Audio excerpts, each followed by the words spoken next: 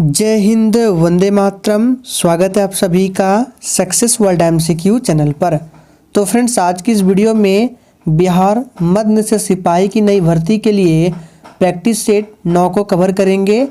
तो जल्दी जल्दी से आप सभी लाइव में जुड़ जाइए। सभी को गुड इवनिंग। और जो भी स्टूडेंट चैनल पर पहली बार आए हैं, आप लोग डेली क्लास टाइमिंग को नोट कर लेंगे। PDF आपको टेलीग्राम पर मिल जाएगा। टेलीग्राम का लिंक इसी वीडियो के डिस्क्रिप्शन बॉक्स में दिया गया है। तो चलिए शुरुआत करते हैं फर्स्ट क्वेश्चन से। पहला प्रश्न है, वह उपकरण जो ध्वनि को विद्युत तरंगों में बदलता है वह कौन सा उपकरण है? अगर आप लोगों को किसी भी प्रश्न का आंसर पता है तो आप लोगों को लाइव चैट का ऑप्शन दिया जाता है। प्रत्येक स्टूडेंट को लाइव चैट में अपना अपना आंसर करते जाना है। तो देखिए, इस प्रश्न का सही जवाब जो ही बच्चे ऑप्शन बी को दिए हैं, बिल्कुल सही जवाब है माइक्रोफोन। माइक्रोफोन ध्वनि ऊर्जा को विद्युत ऊर्जा में परिवर्तित करता है। और देखिए, ये जो माइक्रोफोन होता है ये विद्युत चुंबकीय प्रेरण के सिद्धांत पर कार्य करता है।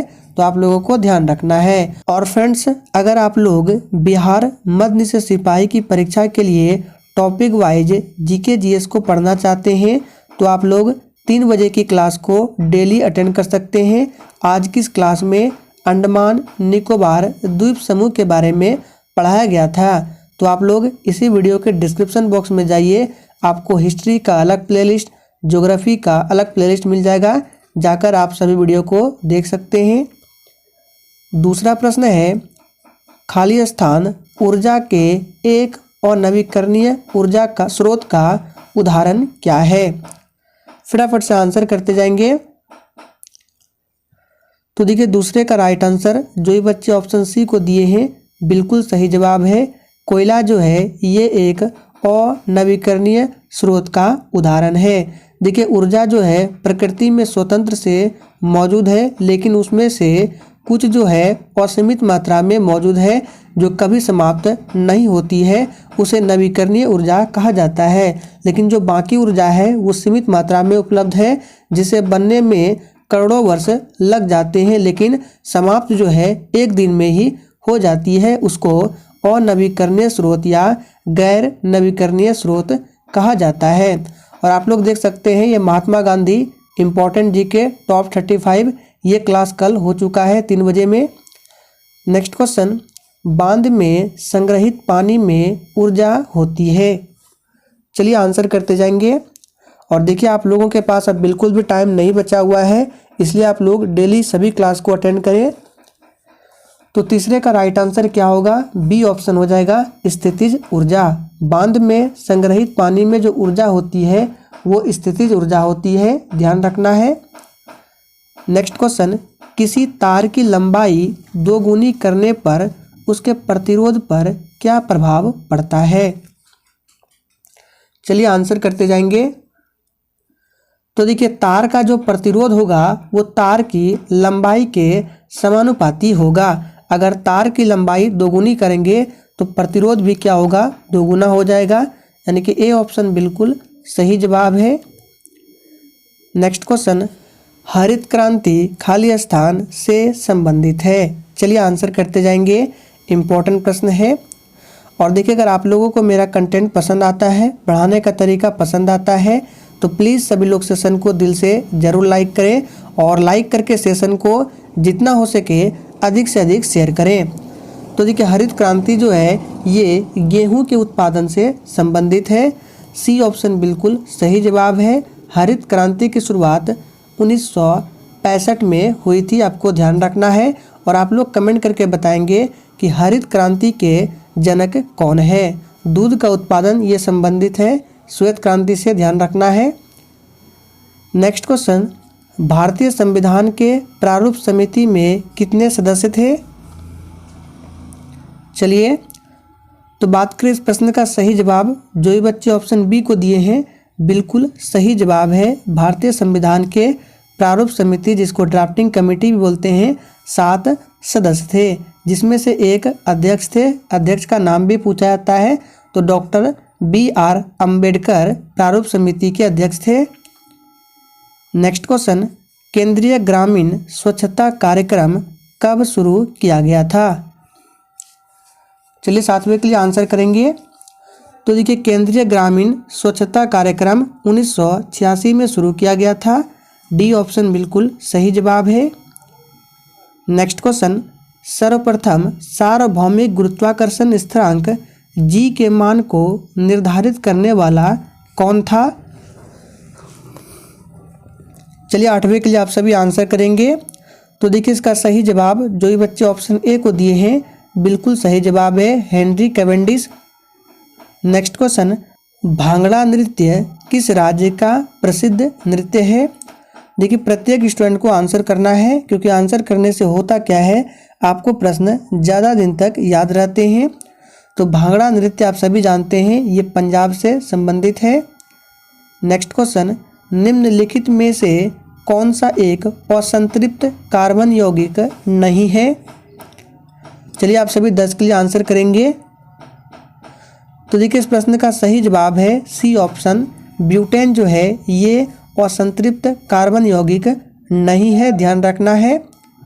नेक्स्ट क्वेश्चन देखिए, पूर्व राष्ट्रपति प्रणब मुखर्जी ने वर्ष का पहला लोकसभा चुनाव जीता था, कब जीता था? तो देखिए इस प्रश्न का सही जवाब है 2004 में। नेक्स्ट क्वेश्चन, आनंद मठ पुस्तक के लेखक कौन है? चलिए आंसर करेंगे। वेरी वेरी मोस्ट इम्पॉर्टेंट प्रश्न है, ये प्रश्न आपके एग्जाम में पूछा जा चुका है। तो देखिए आनंद मठ बंकिम चंद्र चटर्जी का एक उपन्यास था और 1882 में ये प्रकाशित हुआ था। तो सही जवाब है सी ऑप्शन, बंकिम चंद्र चटर्जी।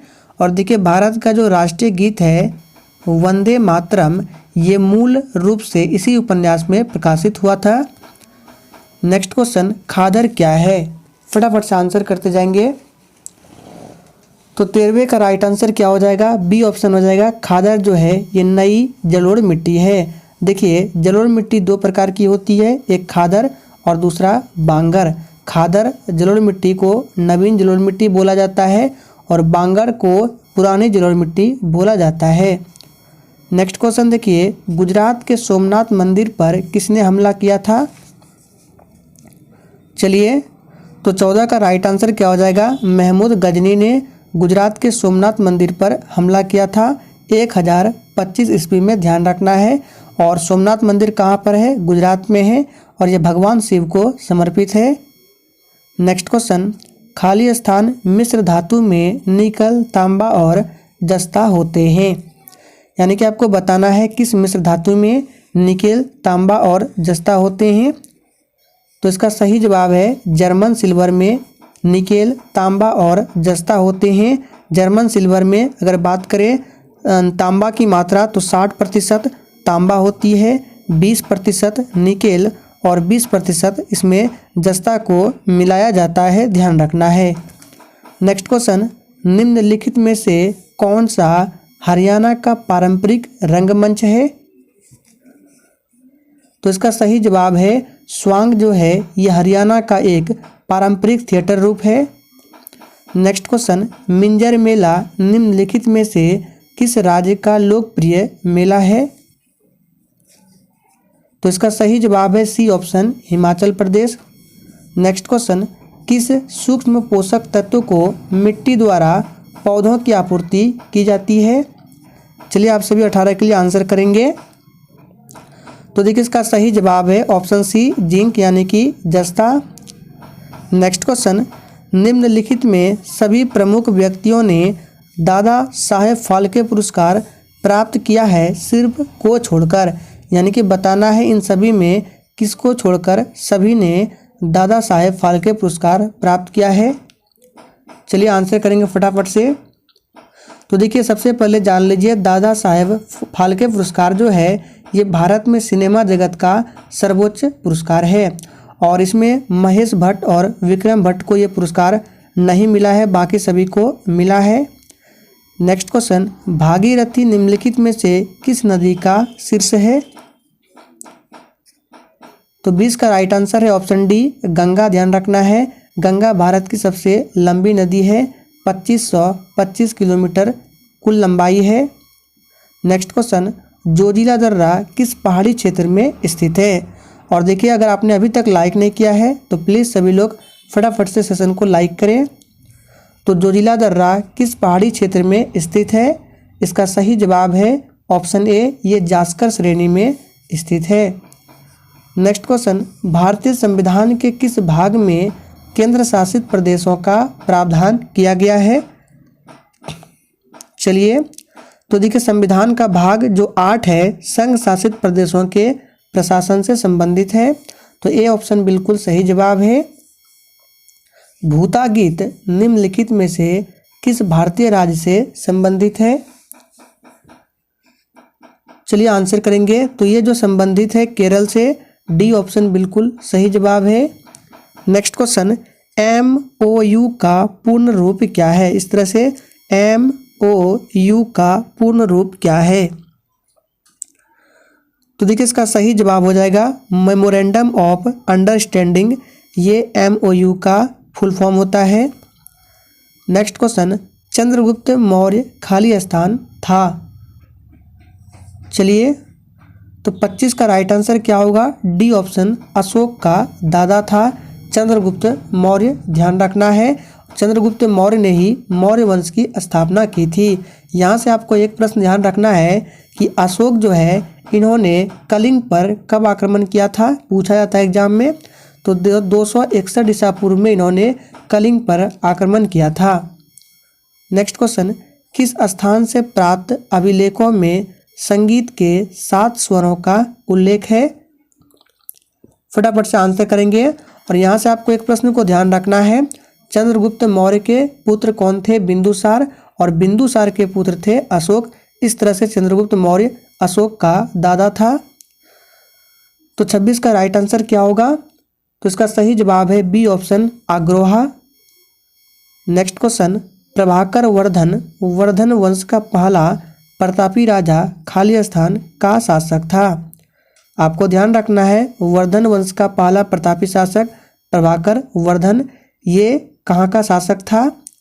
तो 27 का राइट आंसर क्या होगा? ऑप्शन ए, ये थानेसर का शासक था। पानीपत की तीसरी लड़ाई से संबंधित स्थान कौन सा है? चलिए आंसर करेंगे।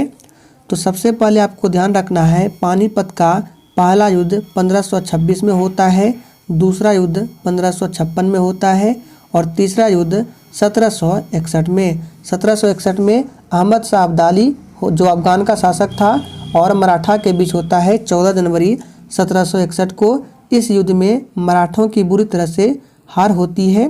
तो यहाँ पे पूछ रहा है कि पानीपत की तीसरी लड़ाई से संबंध स्थान कौन सा है? तो ये काला अम्ब है, डी ऑप्शन सही जवाब है। नेक्स्ट क्वेश्चन, खजुराहो में मंदिर का निर्माण किसने कराया था? चलिए आंसर करेंगे। तो देखिए, खजुराहो में मंदिर का निर्माण चंदेल वंश के राजाओं ने कराया था। तो सही जवाब है सी ऑप्शन, चंदेल वंश के राजाओं ने। आप लोग कमेंट करके बताएंगे कि ये मंदिर किस राज्य में स्थित है। गुरु अंगद देव पशु चिकित्सा और पशु विज्ञान विश्वविद्यालय पंजाब के किस शहर में स्थित है? तो देखिए, ये पंजाब के लुधियाना में स्थित है, बी ऑप्शन सही जवाब है। औद्योगिक और विशालता विज्ञान शोध केंद्र स्थित है। तो देखिए, औद्योगिक और विशालता विज्ञान शोध केंद्र जो है ये लखनऊ में स्थित है। नेक्स्ट क्वेश्चन, प्रसिद्ध संगीतकार उस्ताद बिस्मिल्लाह खान किस संगीत वाद्य यंत्र से संबंधित थे? वेरी मोस्ट इम्पोर्टेंट प्रश्न है। तो देखिए, इसका सही जवाब क्या हो जाएगा? ऑप्शन डी हो जाएगा। प्रसिद्ध बिस्मिल्लाह खान जो है ये शहनाई बजाते थे। तबला वादक याद रखना है, जाकिर हुसैन पूछा जाता है। जाकिर हुसैन का संबंध है तबला वादक से। बांसुरी से संबंधित कौन है? तो हरि प्रसाद चौरसिया। सभी का नाम लिख रहे हैं, आप लोग भी नोट कर लीजिए, इंपॉर्टेंट है, पूछा जाता है एग्जाम में। रविशंकर जो है ये सितार वादक थे। जो इम्पोर्टेंट नाम थे हमने लिख दिया, जाकिर हुसैन तबला वादक, हरि प्रसाद चौरसिया बांसुरी वादक, रविशंकर सितार से और बिस्मिल्लाह खान शहनाई से संबंधित थे। नेक्स्ट क्वेश्चन, कवित्री महादेवी वर्मा का जन्म किस शहर में हुआ था? देखिए, सबसे पहले ध्यान दीजिए, कवित्री इस तरह से लिखा जाता है, एग्जाम में पूछा भी गया है एक कवि का स्त्रीलिंग क्या होता है? तो ये कवि का स्त्रीलिंग है कवियत्री। तो कवियत्री महादेवी वर्मा का जन्म स्थान किस शहर में है? तो इसका सही जवाब है ऑप्शन डी हो जाएगा, फर्रुखाबाद। देखिए 26 मार्च 1907 को महादेवी वर्मा का जन्म होता है। कहाँ पर? तो उत्तर प्रदेश के फर्रुखाबाद में। किस स्वतंत्रता सेनानी को लोकमान्य की उपाधि दी गई है? मोस्ट इम्पॉर्टेंट प्रश्न है, आंसर करेंगे। तो देखिए बहुत ही आसान प्रश्न है, जो भी बच्चे ऑप्शन सी को दिए हैं बिल्कुल सही जवाब है। बाल गंगाधर तिलक को लोकमान्य की उपाधि दी गई है। एक पूछा गया था एग्जाम में कि पंजाब केसरी किसे कहा जाता है? तो लाला लाजपत राय को Punjab Kesari, grand old man of India दादा भाई नौरोजी को, राजेंद्र प्रसाद, ध्यान रखना है, राजेंद्र प्रसाद को देश रत्न तथा अजात शत्रु की उपाधि दी गई है। राष्ट्रगान की रचना किसने की थी? चलिए फटाफट से आंसर करेंगे। और देखिए सेशन के एंड में बिल्कुल ईमानदारी पूर्वक आप लोगों को स्कोर देना है कि आप लोगों ने कितने प्रश्नों के सही सही जवाब दिए हैं। तो राष्ट्रगान की रचना किसने की? इसका सही जवाब है ऑप्शन ए, रविंद्रनाथ टैगोर ने। संयुक्त राष्ट्र का निर्माण किस वर्ष हुआ था? तो देखिए संयुक्त राष्ट्र जो है ये एक अंतर्राष्ट्रीय संगठन है। इसकी स्थापना 24 अक्टूबर 1945 को संयुक्त राष्ट्र अधिकार पत्र पर 50 देशों के हस्ताक्षर होने के साथ हुई थी। तो सही जवाब है सी ऑप्शन 1945। नेक्स्ट क्वेश्चन, अंतर्राष्ट्रीय योग दिवस कब मनाया जाता है? चलिए 37 के लिए आंसर करेंगे। तो देखिए प्रत्येक वर्ष अंतर्राष्ट्रीय योग दिवस 21 जून को मनाया जाता है और इसकी शुरुआत 2015 में होती है, ध्यान रखना है। युआन किस देश की मुद्रा है? तो युआन जो है ये चीन देश की मुद्रा है। कर्नाटक संगीत के साथ निम्न किसका नाम संबंधित नहीं है? तो देखिए श्यामा शास्त्री ये संबंधित है, त्यागराज भी है, मुथुस्वामी दीक्षितार भी है, लेकिन भातखंडे नहीं है। नेक्स्ट क्वेश्चन, टूटते बंधन उपन्यास के लेखक कौन है? चलिए आंसर बताएंगे। तो देखिए टूटते बंधन नाम उपन्यास के लेखक हेमराज निर्गम है। डी ऑप्शन बिल्कुल सही जवाब है। इन्होंने अपनी रचनाओं के माध्यम से हरियाणा साहित्य को समृद्ध किया था। नेक्स्ट क्वेश्चन, निम्न कौन सा पद हॉकी से संबंध रखता है? तो देखिए ड्रिबल जो है ये हॉकी से संबंधित है। नेक्स्ट क्वेश्चन, विटामिन शब्द का जनक कौन है? तो देखिए विटामिन शब्द का जनक कासिमिर फंक को माना जाता है। डी ऑप्शन बिल्कुल सही जवाब है। देखिए विटामिन जो है ये एक प्रकार का कार्बनिक यौगिक है जो शरीर की वृद्धि एवं अन्य उपापचयी क्रियाओं के लिए आवश्यक होता है। और विटामिन दो प्रकार के होते हैं। पहला जल में घुलनशील विटामिन जो कि विटामिन बी और सी है। दूसरा होता है वसा में जो कि ए, बी, ई और के है, यहाँ डी होगा, ठीक है। यानी कि ए, डी, ई, के ये चार विटामिन वसा में घुलनशील है और बी एंड सी जो है ये जल में घुलनशील है। नेक्स्ट क्वेश्चन, किस दिन राष्ट्रीय मतदाता दिवस मनाया जाता है? तो देखिए प्रत्येक वर्ष 25 जनवरी को राष्ट्रीय मतदाता दिवस मनाया जाता है और इसकी शुरुआत वर्ष 2011 से होती है। क्यों मनाया जाता है? क्योंकि इसी दिन यानी कि 25 जनवरी 1950 को भारत के निर्वाचन आयोग की स्थापना की गई थी। इसीलिए प्रत्येक वर्ष 25 जनवरी को राष्ट्रीय मतदाता दिवस मनाया जाता है। विश्व बाघ दिवस यानी कि वर्ल्ड टाइगर डे कब मनाया जाता है? तो प्रत्येक वर्ष 29 जुलाई को वर्ल्ड टाइगर डे मनाया जाता है। विश्व जनसंख्या दिवस पूछा जाता है 11 जुलाई, ध्यान रखना है। हेपेटाइटिस दिवस भी पूछा जाता है 28 जुलाई को हेपेटाइटिस दिवस, 29 जुलाई को वर्ल्ड टाइगर डे, 11 जुलाई को विश्व जनसंख्या दिवस, ध्यान रखना है। किसी कल्याण राज्य का सर्वाधिक महत्वपूर्ण उत्तरदायित्व क्या है? तो देखिए भारतीय संविधान के अनुच्छेद 38 के द्वारा राज्य को लोक कल्याण की अभिवृद्धि के लिए उपयुक्त सामाजिक व्यवस्था की स्थापना करने का निर्देश दिया गया है।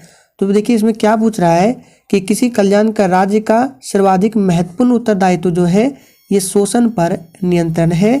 सी ऑप्शन बिल्कुल सही जवाब है, ध्यान रखना है।